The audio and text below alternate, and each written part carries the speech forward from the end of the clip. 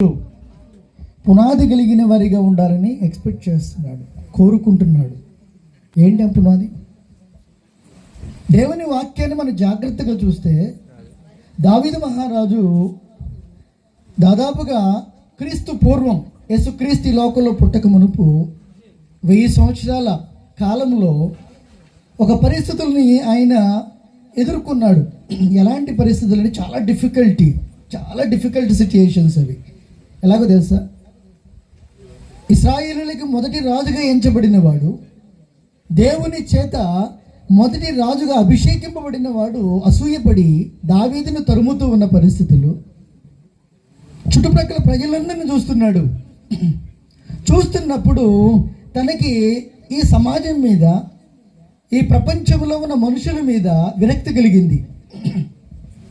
తన సొంత కుమారుడు అబ్షాలోము తన తండ్రిని తరుముతూ ఉన్న సమయంలో పాదరక్షలు లేక ఆ కొండల్లో గుట్టల్లో కాళ్ళ నుంచి రక్తము కారిపోతున్న పరిస్థితిలో కూడా పారిపోతూ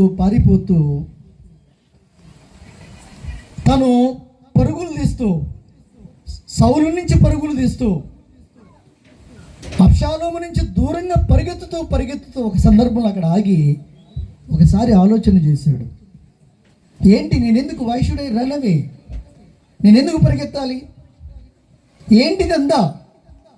ఏంటి సమాజం ఏంటి ఇలా ఉంది ఏంటని తను ఆలోచన చేసి ఒక కీర్తన రాశాడు. అదే 11వ సంకీర్తన. మీరు చాలా సందర్భాల్లో వినే ఉంటారు. దేవుడు ఆకాశము నుంచి మనుషులను చాలా జాగ్రత్తగా చూస్తున్నాడు, పరిశీలన చేస్తున్నాడు. ఎందుకు తెలుసా? ఎందుకు చేస్తున్నాడు అనుకుంటున్నా? ఈ లోకంలో దేవునిని కలిగి, దేవుని వాక్యమందు ఆధారపడి దేవునిని వెతుకుతూ విశ్వాస జీవితాన్ని కాపాడుకునే ప్రజలున్నారని వెతుకుతూ ఉన్నాడు. దానికన్నా ముందు 3వ వచనాన్ని చదువుదాం.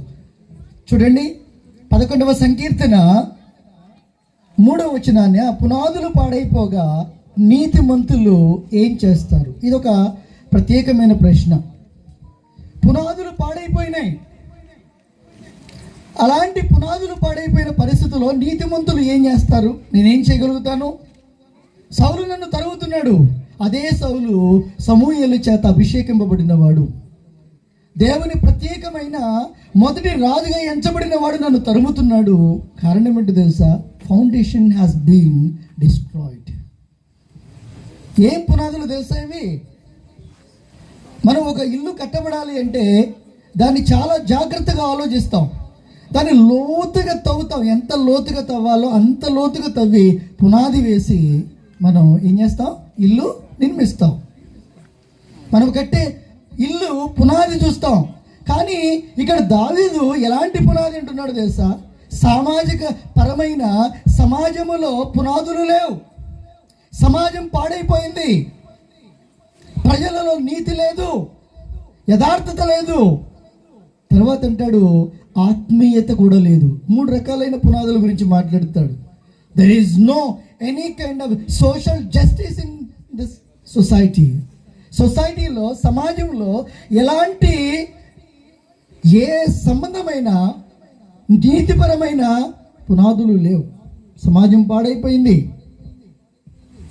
యథార్థత లేదు. యథార్థత ఉంటే సౌలు నన్ను ఎందుకు తరుముతాడు? తోటి మానవుడైన నన్ను ఎందుకు తరుముతాడు? నా సొంత కుమారుడు నన్ను తరుగుతున్నాడు. కారణం ఏంటి తెలుసా? మొత్తం స్పిరిచువాలిటీ లేదు. There is no spirituality in the society. సమాజంలో నీతి, సంఘములో నీతి, యథార్థత ఎలాంటివి లేవని బాధపడుతూ తను రాసిన సంకీర్తన ఇంటికి జాగ్రత్తగా చదవండి. దాంట్లో ఉన్న ప్రతి మాట కూడా దేవుడు దాని తర్వాత అంటాడు, పునాదులు పాడైపోగా నీతిమంతులు ఏం చేస్తారని. తర్వాత వచ్చి చదవమా? యెహోవా పరిశుద్ధాలయములో ఉన్నాడు. యెహోవా సింహాసనము ఆకాశమందు ఉన్నది. ఆయన నరులను కనులారా చూస్తున్నాడు. చూడండి, పరిశీలన చేస్తున్నాడు. ఆకాశము నుంచి ఆయన పరిశీలన చేస్తా, కన్నులారా చూస్తా ఉన్నాడు. ఎవరి వైపు చూసి తెలుసా? ప్రజల వైపు చూస్తుంటే ఈ ప్రజలలో పునాదులు లేవు. ఏం పునాదులు? సమాజం పాడైపోయింది. ఈరోజా చిన్నపిల్లలు చూడు ఎలా బ్రతుకుతున్నారు. ఈరోజు ఈ సెల్ ఫోన్లు వచ్చిన తర్వాత వాళ్ళ జీవితాలను ఎలా పాడు చేసుకుంటున్నారు, సమాజం ఎలా బ్రతుకుతుంది ఈరోజు. దేవుడు ఏం చేయగలుగుతాడు చెప్పండి? దేవుడు ఏం చేస్తాడు? దేవుడు సమయం ఇస్తాడు, దేవుడు అవకాశాలు ఇస్తాడు. వచ్చే అవకాశాలు నువ్వు ఇట్లా సద్వినియోగం చేసుకోకుండా దుర్వినియోగం చేస్తూ నువ్వు ప్రక్కన పడేసి నువ్వు ముందుకు నరక మార్గమును వెళ్ళిపోతా ఉంటే దేవుడు ఏమన్నా బలవంతంగా నీ దగ్గరికి వచ్చి నిన్నేమన్నా ఆపుతాడా? ఆపడు, అలా ఆపడు. God doesn't compel anyone. దేవుడు ఎవరిని బలవంత పెట్టాడు. దేవుడు స్వేచ్ఛనిచ్చాడు, ప్రతి వానికి స్వేచ్ఛ ఇచ్చాడు. సమాజంలో ఉన్న ప్రతి వ్యక్తికి కూడా దేవుడు స్వేచ్ఛనిచ్చాడు. ఎందుకు తెలుసా?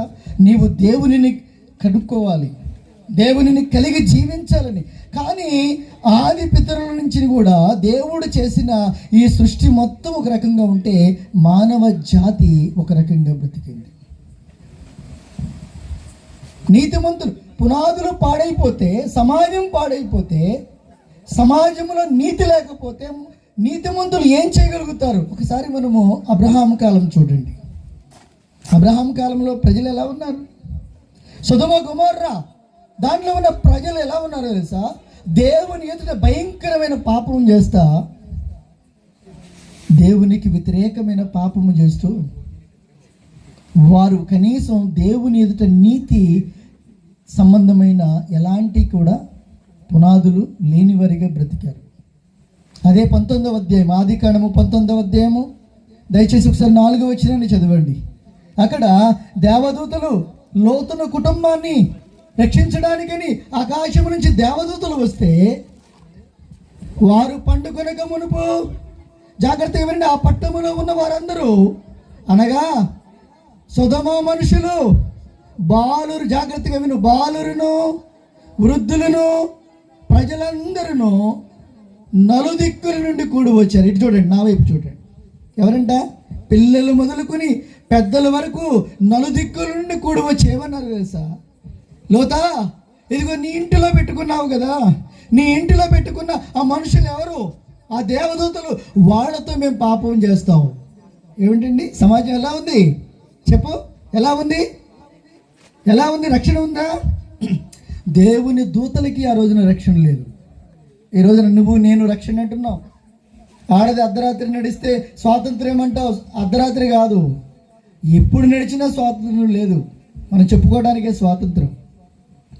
దేవుడు చెప్తున్న మాట ఏమిటంటే ఇక్కడ చూడండి, నలుదిక్కుల నుండి ఏ రకమైన ప్రజలు వచ్చారు? బాలురు మొదలుకుని వృద్ధుల వరకు ఆ ఉన్న ప్రజలందరూ వచ్చి నలుదిక్కుల నుంచి వచ్చి ఆ ఇంటి మీద పడేమన్నా తెలుసా? లోతా, ఇదిగో నీవు నీ ఇంట్లో చేర్చుకున్న నీ ఇంటిలో ఉన్న ఆ పరిశుద్ధమైన వాళ్ళను బయటకు తీసుకురా, వాళ్ళతో మేము కూడాలి, వాళ్ళతో మేము తప్పు చేయాలి. ఇప్పుడు సొదొమ గొమొర్రా పట్టణం యొక్క పాపం ఎలా ఉంది చెప్పండి? సమాజం ఎలా ఉంది? ఈ రోజున సమాజం గురించి మనం మాట్లాడుతున్నాం. సమాజంలో నీతి లేదు, సమాజంలో యథార్థత లేదు. నీతిమంతులు ప్రార్థన చేసేవాళ్ళు ఏం చేయగలుగుతారు చెప్పండి? అక్కడ అబ్రహాం ఏం చేయగలిగాడు? లోతు ఏం చేయగలిగాడు? అక్కడ లోతు ఆ కుటుంబం ముందు తన కుమార్తెలు పెండ్లాడనయ్యున్న ఆ అల్లుడు వైపు తిరిగి చూస్తా, అక్కడ ఏడుస్తా ఆ ఇంటి ముందు కూర్చుని వాళ్ళని పిలుస్తూ ఉన్నాడు. రండి, ఆ చోటు విడిచిపెట్టి రండి, యెహోవా ఈ పట్టణమును నాశనము చేయబోతున్నాడు అంటే వాళ్ళు ఏమన్నారు తెలుసా? ఎగతాళి చేస్తున్నారు. అబ్బో, పైనుంచి అంట అగ్నిగంధకాలు దిగుతాయట, మొత్తం పట్టణం కాలిపోతుందంట, మాకు చెప్తున్నాడని వాళ్ళు ఏం చేస్తున్నారు తెలుసా? ఎగతాళి చేస్తూ ఉన్నారు. ప్రియులారా, సమాజంలో ఉన్న వాళ్ళు ఎలా ఉన్నారు? తన ఇంటి వాళ్ళు అలాగే ఉన్నారు. బయట వాళ్ళు కూడా దేవదూతలతో పాపం చేయటానికి వాళ్ళు ఏమాత్రం వెనకాడలేదు. అప్పుడేమంటాడు తెలుసా? ఎంత నీతిమంతుడైనా లోతు కష్టకాలమందు ఎంత భక్తిని కనపరుచుకున్నాడు తెలుసా? ఇదిగో నీకు ఇష్టమైతే నా కుమార్తెలను మీకు ఇస్తాను, కానీ వాళ్ళ జోలికి మాత్రం వెళ్ళొద్దు. ఎంత నీతి! మనం అంటాం, నువ్వు లోతుని కాపాడావు నాయన, అబ్రహామును కాపాడావు, నన్ను కాపాడు. వాళ్ళు కష్టకాలం ముందు తీసుకున్న, దేవుని కొరకు తీసుకున్న తీర్మానాలు, వాళ్ళ పునాదులు ఒక్కసారి చూస్తే అవి నీతి సంబంధమైనవిగా ఉన్నాయి. వాళ్ళ ప్రవర్తన లోకమంతా ఒక రకంగా ఉంది, లోతు ఒక్కడే ఒక రకంగా ఉన్నాడు. కష్టంలో నేను ఉంటానని చెప్పిన కనీసం భార్య కూడా తనకి ఏకీభవించేలా, పిల్లలు కూడా కనీసం ఏకీభవించేలా. అయినప్పటికీ కూడా లోతు ఎందుకు రక్షింపబడ్డాడో తెలుసా? తనలో దైవ సంబంధమైన రోషం ఉంది, దైవ సంబంధమైన ఫౌండేషన్ ఉంది, నీతి, యథార్థత, పునాదులు ఉన్నాయి. ఏంటో తెలుసా? దేవుని దూతలు, దేవుడు చెప్పిన మాట నిరర్థకము కాదు. దేవుని మీద ఆధారపడ్డాడు. ప్రియులరా, సమాజంలో ఉన్న వాళ్ళందరూ పాపము చేస్తారు. బాలురు మొదలుకొని వృద్ధుల వరకు నలుదిక్కుల నుండి ఆ ఇంటి మీద దాడి చేస్తూ ఏమన్నారు తెలుసా? ఆ ఇంట్లో ఉన్న వాళ్ళ బయటికి పంపించు, మేము వాళ్ళతో పాపము చేయాలి. ఈరోజున ఎలా ఉంది సమాజం చెప్పండి? ఎలా ఉంది? క్రైస్తవ సమాజాలు ఎలా ఉన్నాయి? దేవుణ్ణి కలిగి ఉన్నామని చెప్పుకుంటున్నారు, కానీ పునాదులు ఎలా ఉన్నాయి? అట్ ద సేమ్ టైం మనం ఒక్కసారి 6వ అధ్యాయం, ఆదికాండము 6వ అధ్యాయము అక్కడ వ్రాయబడిన ఒక మాటని జ్ఞాపకం చేసుకుందాం. చూడండి, అక్కడ 6వ అధ్యాయము, ఆదికాండము 6వ అధ్యాయము 12వ వచనాన్ని చదువుకు. 11వ వచనం, భూలోకము దేవుని సన్నిధిని చెడిపోయి ఉండెను, భూలోకము బలాత్కారముతో నిండి ఉండెను. దేవుడు భూలోకమును చూచినప్పుడు చెడిపోయి ఉండెను. గుర్తుపెట్టుకోండి, ఇక్కడి నుంచి భూమి మీద ఉన్న సమస్త శరీరులు తమ మార్గములను ఏం చేసుకున్నారు? చెరిపి వేసుకుంటున్నారు. దేవుడు ఏం చేస్తాడు? ఇక్కడ నోవాహు నీతిగా బ్రతుకుతున్నాడు, ఆ తరము వారిలో ఒక్కడే కనబడుతున్నాడు. అప్పుడు నోవాహును చూసి అన్నాడు, నోవాహు, నువ్వు నీతిపరుడిగా ఉన్నావు, ఈ తరము వారిలో నీ అంత యథార్థత కలిగిన వాడు లేడు, నీ అంత యథార్థముగా బ్రతుకుతున్నవాడు, నీతిగా బ్రతుకుతున్నవాడు ఎవడూ లేడు. చూడండి, లోకమంతా ఒక రకంగా ఉంది, నోవాహు ఒక్కడే తన భక్తిని కనపరుచుకున్నాడు. కానీ ప్రజలందరూ ఎలా ఉన్నారు? భూమి మీద ఉన్న సమస్త శరీరులు ఏమైపోయారు? తమ మార్గములను ఏం చేశారు? వారు చెడిపి వేసుకుంటూ ఉన్నారు. ఈ రోజున దేవుడు ఏం చేస్తాడు? నీ మార్గాన్ని నీవు పాడు చేసుకుంటా ఉంటే, నీ జీవితాన్ని నీవు అయోగ్యమైన అపవిత్రత చేత, పాపము చేత, దేవుని మాటను వినకుండా, దైవ సంబంధమైన పునాది లేకుండా, వాక్యము లేకుండా, దేవుని భయం లేకుండా నీ జీవితాన్ని నువ్వు పాడు చేసుకుంటా ఉంటే దేవుడు ఏం చేస్తాడు? ఇక్కడ నోవాహు ఏం చేయగలిగాడు? చెప్పండి. 120 సంవత్సరాలు ప్రకటన చేస్తే కనీసం తన 3 కుమారులు, 3 కుమార్తె కోడళ్ళు వాళ్ళు తప్ప, ఆ 8 మంది తప్ప ఒక్కరు రక్షణ పొందారా? ఎవరు 120 సంవత్సరాలు ఏమైపోయారు వాళ్ళు? దేవుడు పాడు చేశాడని నేను ఒప్పుకోను. దేవుడు ఇశ్రాయేలు ప్రజలను పాడు చేశాడంటే నేను ఒప్పుకోను. బైబిల్ చదివే ఏ ఒక్కడు కూడా అది అసలు దేవుడు పాడు చేశాడని మాట అంటే దేవుని గురించిన ఆలోచన లేనివాడే. దేవుడు పాడు చేయాల, కానీ వాళ్ళు ఏం చేశారు తెలుసా? వాళ్ళ జీవితాలను వాళ్ళు పాడు చేసుకున్నారు. వాళ్ళు ప్రారంభము మొదలుకొని ఐగుప్తు దేశంలో వారు ప్రయాణము మొదలుకొని కనాను చేరే వరకు కూడా ప్రతిరోజు సణుగుతూనే ఉన్నారు. ప్రతిరోజు విడిచిపెట్టిన పాపాన్ని చూస్తూనే ఉన్నారు, విడిచిపెట్టిన దేశాన్ని చూస్తూనే ఉన్నారు. దైవజనునికి వ్యతిరేకంగా మాట్లాడుతూ పాపము చేస్తూనే ఉన్నారు. దేవుని వాక్యం చెప్తుంది, దేవుడు వాళ్ళను ప్రేమించాడు. ఎంత ప్రేమించాడో తెలుసా? కనీసం వాళ్ళ కోసం కష్టాలు పడి నడిపిస్తున్న మోషేని గద్దించాడు, మోషేని శిక్షించాడు. కానీ ద్రోహులారన్నందుకు నా ప్రజలను నువ్వు ద్రోహులారంటారా? ఎంత ప్రేమించాడు ప్రజల్ని. తన రొమ్ముల మీద పెట్టుకుని తన ప్రజలను ఎంత బాధ్యత తీసుకున్న దేవుడు తన ప్రేమను వీళ్ళు ఏం చేశారు తెలుసా? పక్కన పెట్టేశారు, తృణీకరించేశారు. దేవుడు పాడు చేయలే. ఈ రోజున నీతిమంతులు ఏం చేయగలుగుతున్నారు? నోవాహు కాలంలో నీతిమంతుడైన నోవాహు ఏం చేయగలిగాడు? ఓడగట్టాడు, కానీ తన కుటుంబాన్ని రక్షించుకున్నాడు. కానీ జనులందరూ ఏమైపోయారు? నాశనమైపోయారు. ఇక్కడ సొదొమ గొమొర్రా పట్టణంలో నలుదిక్కుల నుండి అందరూ వచ్చి, పిల్లలు మొదలుకొని పెద్దల వరకు, వృద్ధుల వరకు పాపపు తలంపుల ఆలోచనలతో ఉన్న వాళ్ళందరూ ఏమైపోయారు? ఏమైపోయారు? దేవుడు వాళ్ళను పాడు చేయాల, దేవుడు వాళ్ళను మంటల్లో కాల్చివేయాల. కానీ వాళ్ళ పాపమే దేవునికి అయోగ్యమైన జీవితాన్ని కలిగిన వాళ్ళ ప్రవర్తన ఏం చేసింది? వాళ్ళని పాడు చేసింది. నీతిమంతులు ఏం చేస్తారు? అబ్రాహీం ఏం చేస్తాడు? నోవహు ఏం చేస్తాడు? లేకపోతే లోతు ఏం చేశాడు? వాళ్ళను వాళ్ళు రక్షించుకోగలిగారు. ఈ రోజున మన జీవితంలో ప్రియులారా, ఈ మాటలు వింటున్న మన జీవితంలో ఎలాంటి పునాదులు మనం కలిగి ఉంటున్నాం? Do we have such kind of foundation? మనలో పునాది ఉందా? పౌలు అంటాడు, ఇదిగో నేను క్రీస్తు అనబడిన పునాది మీద కట్టబడుతున్నాను. ఎక్కడంట చెప్పండి? పునాది. ఎక్కడ? పునాది మీద కట్టబడుతున్నాను. ఏంటో తెలుసా? క్రీస్తు అనబడిన పునాది. నేను చూస్తూ ఉంటే నేను మంచి పునాది వేసా, ఆ పునాది మీద వేరే ఒకడు కట్టబడుతూ ఉన్నాడు. అది చూస్తూ ఉంటే కొరింథీయులకు రాసిన పత్రిక 2వ అధ్యాయం చదవండి, మీరు చదవండి. అక్కడ ఇన్ని మాటలు చెప్తాడు. 11వ వచనంలో అంటాడు, ఆ పునాది క్రీస్తే, క్రీస్తు అనబడిన పునాది మీద నేను కట్టబడుతున్నా. ఆ రోజున ప్రజలు నాశనం అవడానికి కారణం ఏంటో తెలుసా? వాళ్ళలో సంఘపరమైన నీతి లేదు, న్యాయము లేదు. వాళ్ళ జీవితాలను, వాళ్ళ వ్యక్తిగత జీవితాలను వాళ్ళు పాడు చేసుకున్నారు. It's individual responsibility. వ్యక్తిగత జీవితం, నా జీవితం నా ఇష్టం అనుకుంటావా? నా శరీరం నా ఇష్టం వచ్చినట్టు నేను బ్రతుకుతా, నీకెందుకని అంటావా? నీ శరీరము నీది కాదు. ఎవరిది? దేవుడు ఏర్పాటు చేసుకున్న దేవుని ఆలయం. నీవు నీ సొత్తు కాదు. నువ్వు ఎప్పుడైతే మారు మనసు పొందావో, ఎప్పుడు బాప్తిజం తీసుకున్నావో, ప్రభువుని కలిగి ఉన్నావో, నీ మీద నీకు అధికారం లేదు. నా ఇష్టం అనుకో. నీ ఇష్టంలో ప్రభువు చిత్తం ఏంటో తెలుసుకో, దేవుని ఇష్టం తెలుసుకో. పునాది మీద కట్టబడుతున్నావా తల్లి? నీ మాటలు, నీ తలంపులు, నీ ఆలోచనలు ప్రభువును చూపిస్తూ ఉన్నాయా?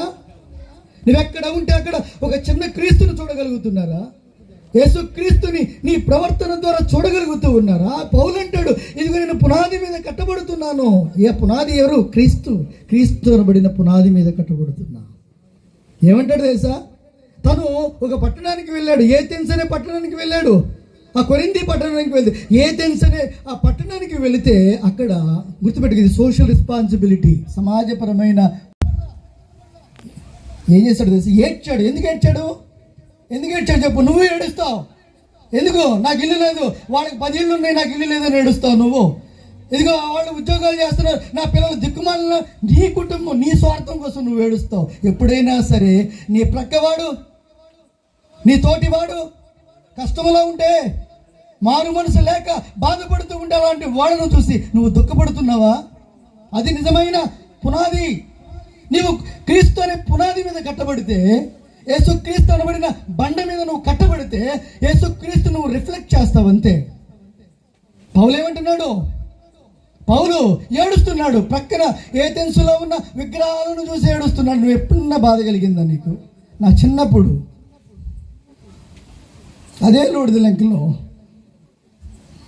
ఏ ఇంట్లో చూసినా 3 గంటల నుంచి 2 గంటల నుంచి కన్నీటి ప్రార్థన. ఎంత ప్రార్థన చేసేవాళ్ళు! ఏ ఇంటిలో చూసినా ప్రార్థన. పునాది. ఆ కుటుంబాలు సుభిక్షంగా ఈరోజు ఉందా? మనలో ప్రార్థన ఉందా? మనలో త్యాగం ఉందా? యేసుక్రీస్తుని మనం రిఫ్లెక్ట్ చేయగలుగుతున్నామా? పౌలు అంటున్నాడు, విగ్రహాలతో నిండి ఉంటే అది చూసి ఏడుస్తున్నాడు. అయ్యో, ఈ పట్టణం విగ్రహాలతో నింపబడి ఉంది. సంవత్సరంన్నర ఉన్నాడు అక్కడ, తర్కిస్తున్నాడు, కన్నీరు గారుస్తూ ఉన్నాడు. వాళ్ళ మధ్యలో ఉన్నాడు. యేసుక్రీస్తు నిజమైన దేవుడని సంవత్సరంన్నర ప్రకటించి అనేక మందిని మార్చాడు అక్కడ. ఆ కొరింథీ పట్టణంలో ఎలాంటి వాళ్ళు తెలుసా? వాళ్ళు స్టాయిక్స్ అండ్ ఎపిక్యూరియన్స్ అని జ్ఞానం కలిగిన వాళ్ళు. ఎక్కడో దేవుడు ఉన్నాడని చెప్పి కాదు, మనం ఉన్నంత వరకు ఈ లోకంలో శరీరంలో బ్రతికి హాయిగా బ్రతుకుతున్నావా లేదని ఎదురు చూసేవాళ్ళు స్టాయిక్స్ అండ్ ఎపిక్యూరియన్స్. దేవుడు ఉన్నాడు, దేవుడిని సన్నిధి ఉందని అవన్నీ ప్రక్కన పెట్టి ఏమి తినాలా, ఏమి త్రాగాలా అని వాళ్ళ జీవితాలను విచ్చలవిడిగా బ్రతుకుతున్న వాళ్ళ మధ్యలో పౌలు సంవత్సరంన్నర ఉండి కన్నీరు గార్చి ఏడ్చి వాళ్ళని అనేకులను మార్చాడు. అది పునాది. అదే పౌలు సంఘాన్ని పాడు చేశాడు. అదే పౌలు యేసుక్రీస్తుని ఎవరైతే ప్రార్థన చేస్తారో వాళ్ళని ఏడ్చుకెళ్ళి చెరసాలలో పెట్టిన వాడు అలాంటి వాళ్ళ కోసం ఏడ్చి ప్రలాపించాడు. ఫిలిప్పీ పత్రిక 1:21 నా మట్టుకైతే ఏమన్నాడు? బ్రతుకుట క్రీస్తు, చచ్చిపోతే నేను ప్రభువు కోసం చచ్చిపోతాను. తన కోసం ఆస్తి సంపాదించుకున్నాడా? చెప్పండి. ఒకసారి నా భార్య ఏంటిది, ఇల్లు లేకుండా చేస్తావు, సొంత ఇల్లు లేదు, లేకపోతే కట్టుకున్న తర్వాత కూడా ఇల్లు. నేను ఒకటేనేవాడిని. పౌలు బ్రతికినంత కాలం అద్దీంట్లో ఉన్నాడు. ఎందుకున్నాడు? భార్యలు ఉన్నవాడు భార్య లేనట్టుగా ఉండాలి, ఇల్లు ఉన్నవాడు ఇల్లు లేనట్టుగా బ్రతకాలి. ఈ లోకంలో సమస్తాన్ని కలిగి ఉన్నవాడు ఏది లేనట్టుగా బ్రతకాలి. ఎందుకో తెలుసా? ఇదంతా విడిచిపెట్టి మనం వెళ్ళిపోతాము.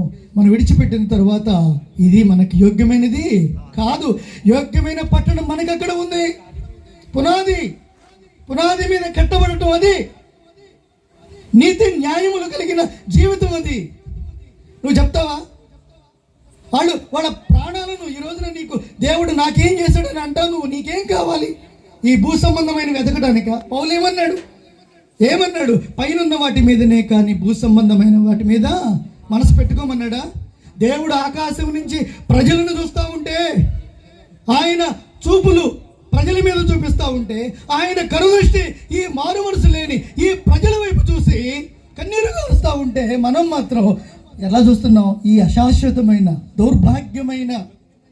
ఒక్కొక్కరు నన్నే అంటారు, అయ్యా ఏమైనా పొలం కొనుక్కున్నావా, ఇల్లు కొనుక్కున్నావా, అది కొనుక్కున్నావా, ఇది కొనుక్కున్నావా? తగు మాత్ర జీవితం చాలు. నువ్వు వెళ్ళేటప్పుడు ఏం తీసుకెళ్ళావు? ఏ శిష్యుడైనా యేసు ప్రభు అంటే ఆయన ప్రణాళిక కాబట్టి వచ్చి చనిపోయి ఆయన రక్షణ ఇచ్చేలాడు. కానీ పౌలు యేసు ప్రభు శిష్యులను చూడు, వాళ్ళు ఏదన్నా వాళ్ళ జీవితంలో సంపాదించుకున్నారా? చెప్పండి, ఏమైనా సంపాదించుకున్నారా? ఈ లోకంలో ఏమైనా అన్ని కూర్చుకుని వాళ్ళు సుఖవంతంగా బ్రతుకుతున్నారా? చెప్పండి. ఈరోజు క్రైస్తవుడు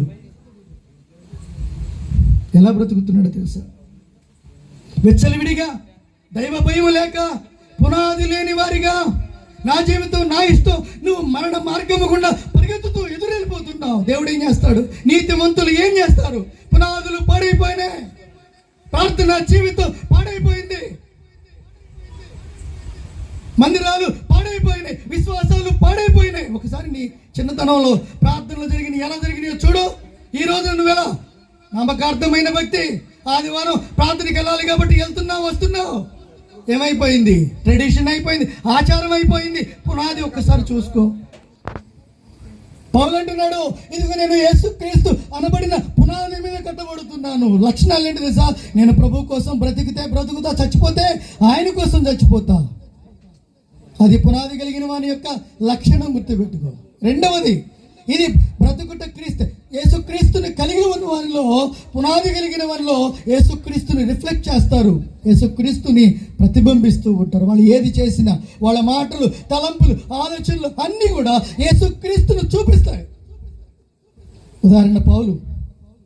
రెండవ లక్షణం ఏంటంటే, యేసుక్రీస్తు పునాది కలిగిన వాళ్ళలో ఉన్న లక్షణం ఏంటో తెలుసా? శ్రమ పడతారు. యేసుక్రీస్తుకి శ్రమ పడతారు. పేతురు రాసిన పత్రిక, మొదటి పత్రిక 4వ అధ్యాయం 1వ వచనం చదవండి. యేసుక్రీస్తు గురించిన ఒక మాట ఉంది, ఆ శ్రమ అనే ఆయుధాన్ని ధరించాలి. కష్టం వచ్చినప్పుడు పారిపోయేవాడు కాదు. చదవమా?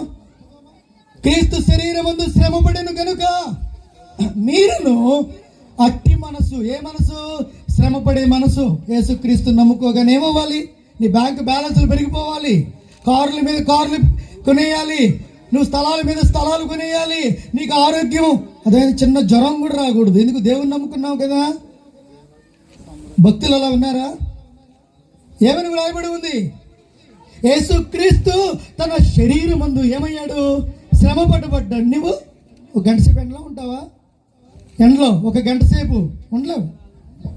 శరీరాన్ని ఎంత పోషిస్తూ ఉంటావో, దీన్ని పెంచి పోషించడానికి, అర్థమైందా?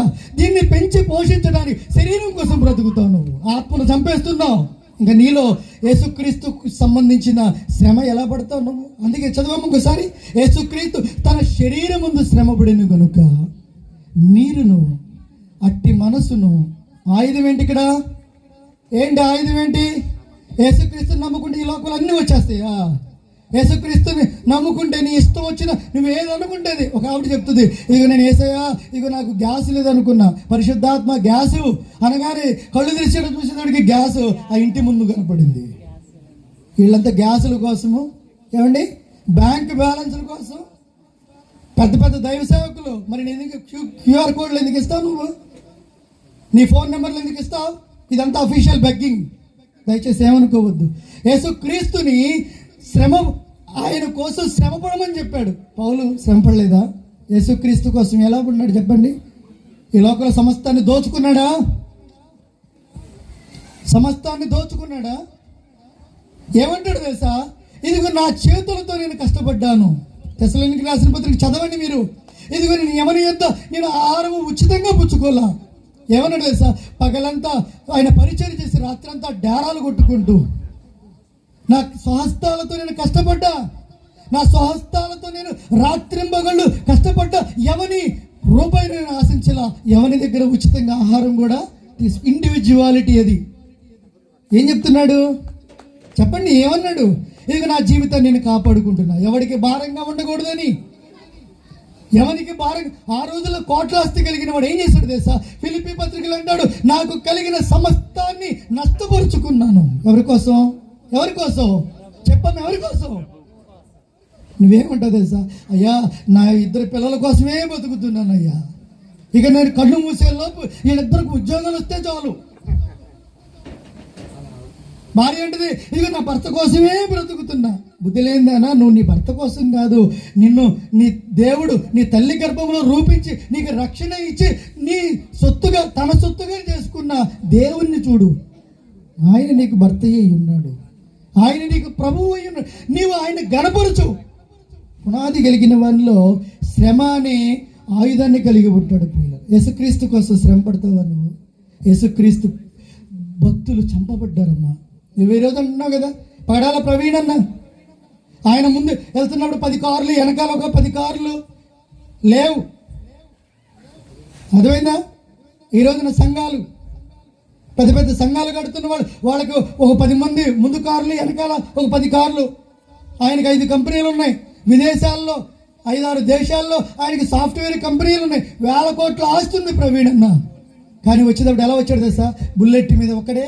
అప్పటికి చంపేస్తామని చెప్పారు. ఇదిగో నేను చంపేస్తున్నావు, జాగ్రత్త అంటే నేను చచ్చిపోతే I'm ready to go my heavenly king. నా రాజు దగ్గరికి వెళ్ళిపోవడానికి నేను సిద్ధంగా ఉన్నాను. ఒకవేళ మీరు చంపితే నా శరీరాన్ని చంపుతారు కానీ ఏం చంపరు? నా ఆత్మను చంపరు. అలాంటి తీర్మానం ఈ రోజున మనకుందా? దేవుడు నాకు అది వల్ల ఇది వల్ల ఏడుస్తావేంటమ్మా? నీ కళ్ళ ముందు విగ్రహారాధనతో ఉంటే, రక్షణ లేక బాధపడుతూ ఉంటే, వాళ్ళు నరక మార్గంలో వెళుతున్న వాళ్ళని చూసి నువ్వు ఏడువు, వాళ్ళను మార్చు. అది దేవుడు నీ నుంచి కోరుకు. నువ్వు పునాది కలిగిన దానివైతే. ఆ రోజున ప్రజలు నాశనం అయిపోయారు. నోవాహు కాలంలో ప్రజలందరూ కూడా నాశనం అయిపోయారు.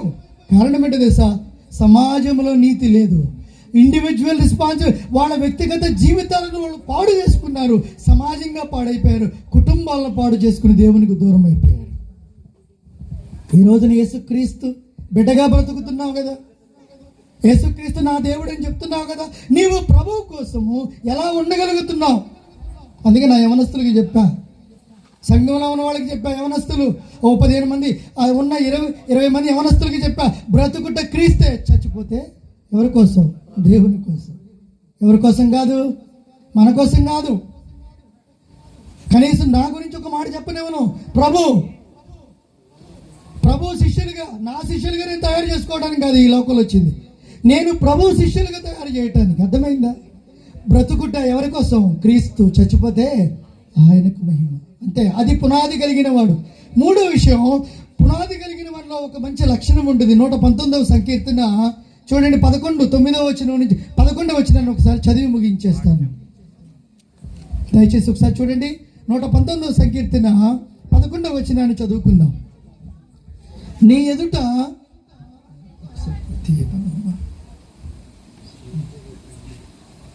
ఒకసారి చదువమ్మా.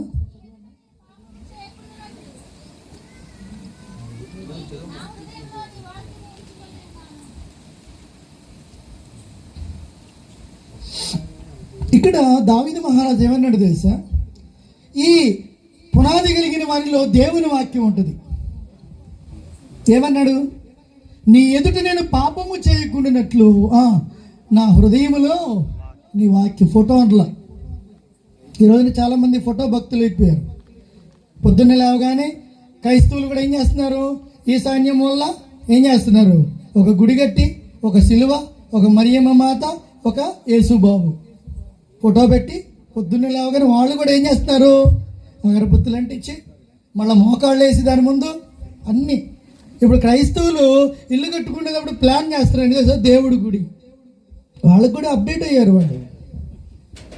అదేమైందా? లేదు, చర్చి కనపడగానే అని ముద్దు పెట్టుకోవటం.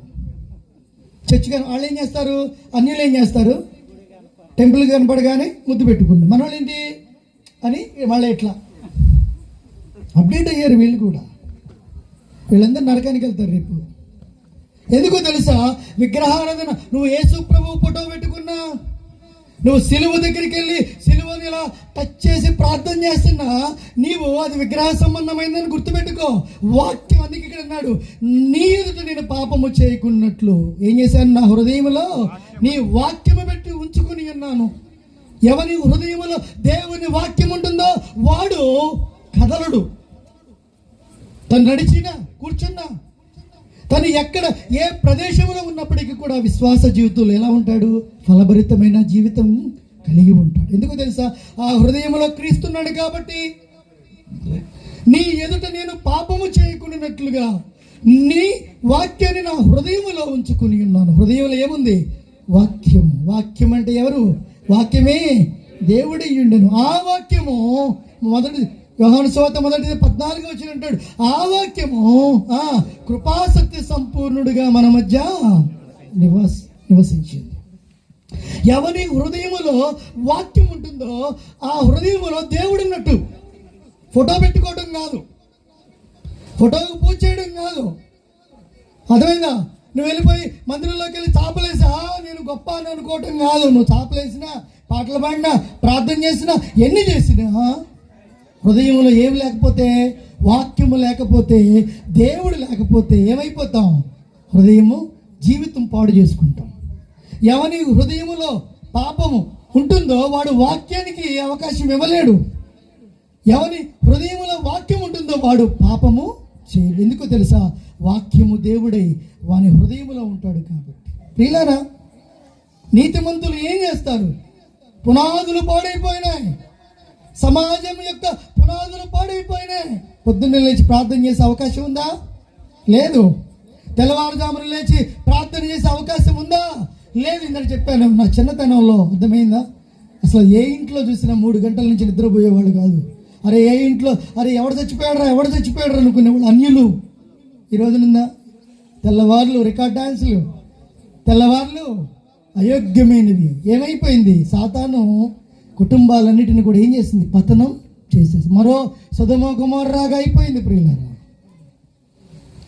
ఇక్కడ భూమి మీద ఉన్న సమస్త శరీరులు, గుర్తుపెట్టుకో, నోహు కాలంలో భూమి మీద ఉన్న సమస్త శరీరులు వాళ్ళ జీవితాలను ఏం చేశారు? పాడు చేసుకున్నారు. దేవుడు పాడు చేయాల వాళ్ళ జీవితం. ఈరోజు ఎంతమంది యవనస్తులు అయోగ్యమైన ఫోన్లు వచ్చిన తర్వాత ఈ రీల్స్ చూస్తా, అర్థమైందా? ఈ అయోగ్యమైన ఈ దేవుడిచ్చిన మంచి సమయాన్ని కూడా ఈ వ్యర్థమైన వాటికి ఉపయోగించేసి అయోగ్యమైన జీవితాన్ని కలిగి జీవిస్తారు. అపవిత్రమైన జీవితం.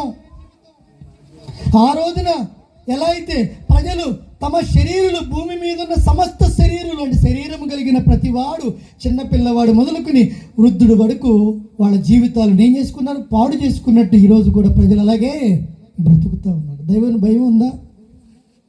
యేసుప్రభు అలా బ్రతికాడా? ఆయన చిన్నప్పటి నుంచి ఆయన ఒక ఉద్దేశంతో బ్రతికాడు. పౌలు తన బ్రతికిన కాలం అంతా దేవుని కోసం బ్రతికాడు. యేసు ప్రభు కోసం ప్రాణం పెట్టాడు. యేసుక్రీస్తు కోసం. ఇదిగో నేను వెళ్ళిపోతున్నా, ఒక సాక్ష్యం చెప్పి వెళ్ళిపోయాడు. ఇదిగో నేను వెళ్ళిపోతున్నా, మంచి పోరాటము పోరాడి తిని నా పరుగు కడముట్టించాడు. నా కోసము నీతి కిరీటము. అది క్రైస్తవ జీవితం. నువ్వు చెప్తావా? ఈరోజు ఇప్పుడు చచ్చిపోతే దేవుని దగ్గరికి వెళ్ళిపోతానని చెప్పగలవా? చెప్పలేవు నువ్వు. ఎందుకు? పీకులాట. సరిగ్గా ప్రార్థన చేయవు, నీ కుటుంబంలో వాళ్ళని నువ్వు సరిగ్గా నడిపించుకోలేవు, నీకంతా పీకులాట. అర్థమైనా? యేసుక్రీస్తుని కలిగి బైబిల్ పట్టుకుని వస్తావు, కానీ నీ ఆలోచనలు నీ ఇంటి దగ్గరే లోక సంబంధమైనవి. ఏం తినాలి, ఏం తాగాలి, ఏం కట్టుకోవాలి, ఎలా బ్రతకాలి, ఈ జీవితం తప్ప పునాది ఉందా నీకు? పునాది మీద కట్టబడిన బిడ్డవుగా ఉంటే, క్రీస్తు అనబడిన పునాది మీద నువ్వు కట్టబడితే ఆ లక్షణాలు చెప్పాను కదా.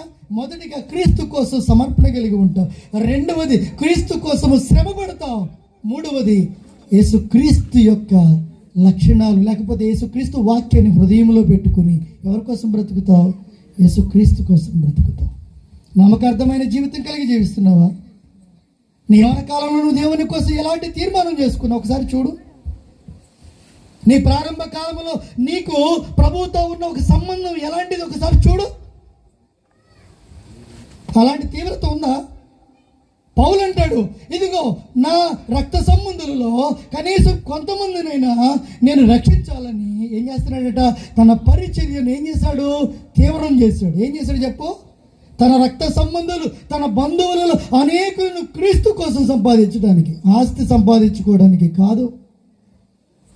భక్తులు ఏం చెప్పారు? నీ ఆస్తి నీతో నాశనమవుగాక అన్నారు. అవునా? అలా గ్యాజి పరిగెత్తా ఉంటే అక్కడ ఎలీషా ఏమన్నాడు?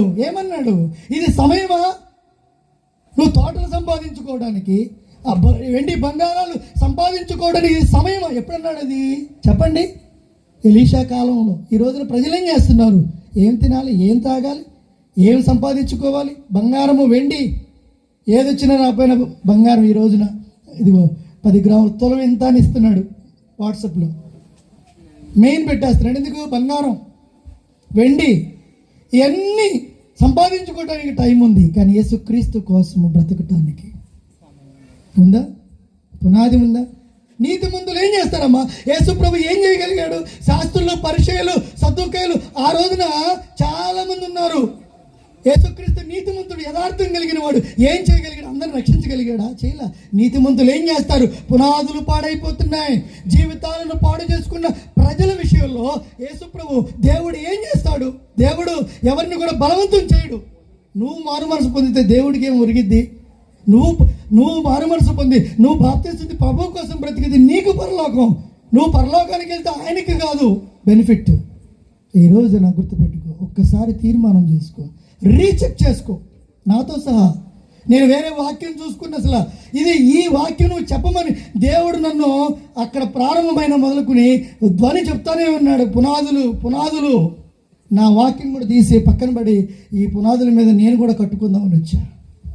ఈ రోజున ప్రియులార జ్ఞాపకం చేసి ఒక్కసారి నీ జీవితాన్ని, నా జీవితాన్ని ఒకసారి సరి చేసుకుందాం. తలలు వంచండి, ప్రార్థన చేసుకుందాం. పునాది మీద కట్టబడిన వారమై, యేసుక్రీస్తు అనబడిన పునాది మీద కట్టబడితే మనలో సమర్పణ ఉంటుంది. మన మాటలు, తలంపులు, ఆలోచనలు ప్రభువుకు వస్తుంటాయి. మనలో పునాది ఉంటే దేవుని వాక్యం ఉంటుంది. పౌలు చెప్పినట్టు బ్రతుకుంటే క్రీస్తే, చచ్చిపోతే నేను ప్రభువు కోసం చచ్చిపోతా. అలాంటి తీర్మానం ఉన్న వాళ్ళు, నిజంగా అలాంటి పునాది ఉన్న వాళ్ళు అలాంటి లక్షణాలు కనపడతాయి. ఈ రోజున మన జీవితంలో ఉందా? ప్రార్థన చేసుకుందాం. ఈ నా వాక్యాన్ని బట్టి ప్రతి వరకు ప్రార్థన చేసుకుందాం. మహాగణుడును, మహోన్నతుడును, సర్వాధికారి